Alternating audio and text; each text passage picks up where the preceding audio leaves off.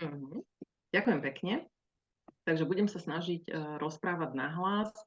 Využívajte chat, ak niečo nebude fungovať, nebudete počuť, aby som tu vlastne nerozprávala zbytočne do vzduchu. A kľudne píšte.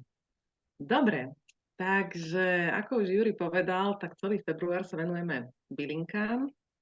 Minulý týždeň sme si odkrutili takúto povinnú časť teórie, takže tí, čo ste neboli prihlásení a máte pocit, že by vám to ešte niečo mohlo dať, tak asi máte možnosť si to pozrieť z nejakého záznamu však. Áno, áno, všetci dostávajú záznam samozrejme. Super. No a tak, ako sme minulý týždeň teda rozprávali taký základ o bylinkách naozaj, že ako ich zbierať, čo si všímať vo svojom okolí, čo vnímať, na čo si dávať pozor, tak sme si ku koncu prešli webináru aj spracovanie bylín do formy sušenia. To je také najčastejšie spracovanie bylín, s ktorým sa dá potom ďalej pracovať a vieme zo sušených byliniek vyrábať čokoľvek. Mne je vždy trošku ľúto, keď bylinkári skončia vlastne iba pri tom sušení a iba pri tom čajíku. Hej? Že sú takí bylinkári, ktorí si bylinky len kúpia, potom sú takí, ktorí sa už aj rozhodnú ísť do prírody a pozbierať si alebo dopestovať si tie svoje. A väčšinou to končí pri nejakých bylinkových čajíkoch, zmesiach a ako keby nemali odvahu ďalej experimentovať.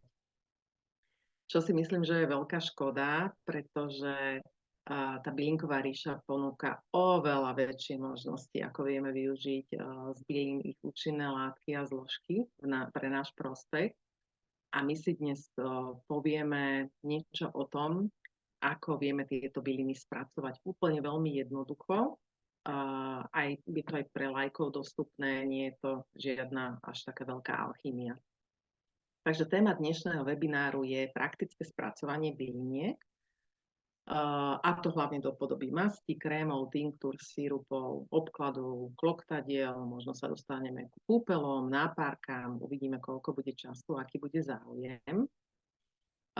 Povieme si jednak konkrétne recepty, že zazdielam vám niektoré také moje obľúbené, ktoré sa u nás udomácnili v mojej rodine a ktoré nám pomáhajú, takže sú osvedčené, ale rada by som vás naučila aj také všeobecné princípy, teda aby ste nezostali iba pri jednom recepte a keď by ste chceli vymeniť nejakú bylinku alebo skúšať niečo iné, tak sa zastavíte s tým, že budete sa báť, že neviete, ako sa to robí v nejakej inej obmene bylinkovej. Takže ja vás veľmi rada naučím aj také princípy spracovania bylín, aby vás potom nič neprekvapilo. Aby ste sa nenaučili iba jednu masť, jeden krém vyrábať, ale aby ste sa nebali experimentovať.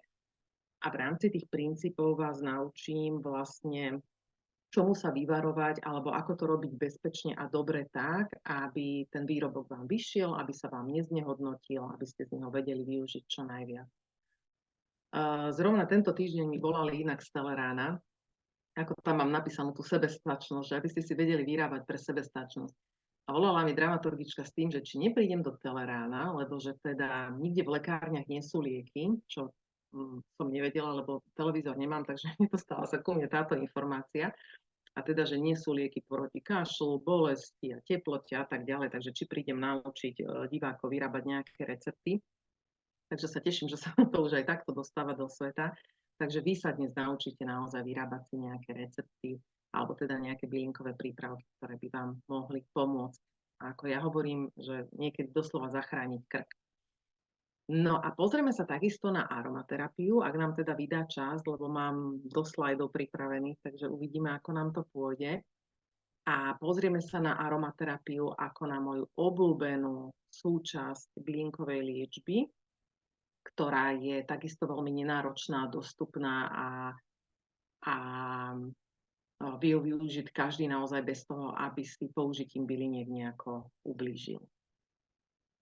Ja mám taký zvyk, vždy to hovorievam, že po každom slajde v podstate mrknem do chatu, či tam niečo je a budem zodpovedať otázky, takže ak vám vyvstanú otázky z toho, čomu sa konkrétne venujeme, alebo možno budete mať nejaké iné, aj trošku možno mimo témy otázky, tak sa nebojte napísať.